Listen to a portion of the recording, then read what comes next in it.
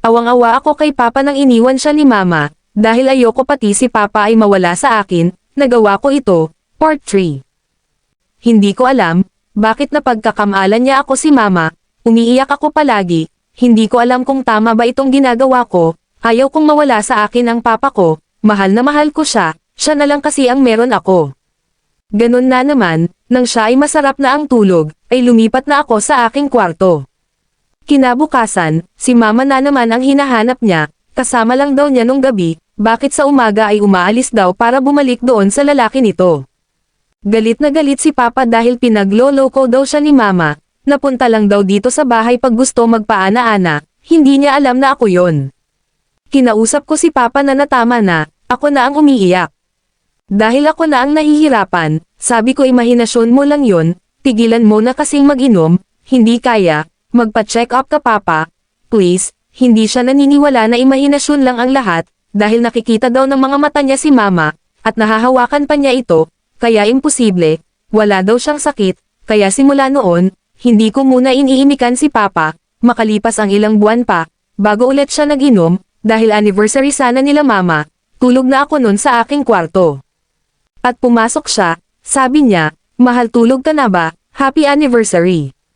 Nilapitan niya ako, at hinalikan sa labi at sabi happy anniversary mahal ko, at ako, mula ulo hanggang sa baba, ibinigay ko ng pakiramdam ko parang nasanay na ako, at hinahanap na rin ang aking katawan, sinabayan ko na lang Papa. Tapos kaming dalawa, ay sabay na kaming nakatulog ng walang Kinabukasan, nagising si Papa at nakita niya na parehas kaming walang damit. Ay nagulat si Papa, at nagbihis agad siya at ginising ako. At tinatanong ano ang nangyari, bakit ako raw ang katabi niya at hindi ang mama niya. Asan daw ang mama niya, saan na naman siya pumunta, umiiyak na ako at sinabi ko na ang katotohanan, sinasabi ko na nakikita niya sa akin si Mama, sa katauhan ko, kaya ako ang hindi iyon si Mama, hindi siya makapaniwala. Sigaw siya ng sigaw sa galit sa kanyang sarili, sinuntok ni Papa ang pader dahil hindi niya matanggap ang nagawa niya, hingi siya ng hingi ng tawad sa akin, at sabi niya na dapat lang na niyapos niya ako, at kung gusto ko daw siyang ay pakulong, handa raw siya, kailangan daw niya pagbayarin ang nagawa niya sa akin, sabi pa niya, anak ko, mahal kong anak, hindi ko alam bakit ako nagkaganito.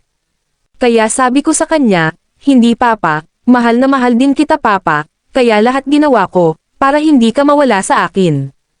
Isang bagay lang ang pwedeng makatulong sa'yo, kailangan mong magpa-check up, para hindi na maulit ang mga nangyari. Agad siyang sumang-ayon, lahat daw ay gagawin niya, para hindi na maulit muli iyon. Pina-check up ko siya, nakakaranas pala si Papa ng imagination bipolar disorder. Kaya ang akala niya ako si Mama, at kinabukasan si Mama pa rin ang naaalala niya na nakasama niya. Mas matindi pa pala ito sa depression, sobrang pagsisisi ni Papa. Wala daw kapatawaran ang nagawa niya sa akin, sinira daw niya ang buhay ko. Pero pinatawad ko siya, at nangako na siya na hindi na mag-iinom. At ipagpapatuloy ang gamutan, simula noon hindi na nga uminom si Papa.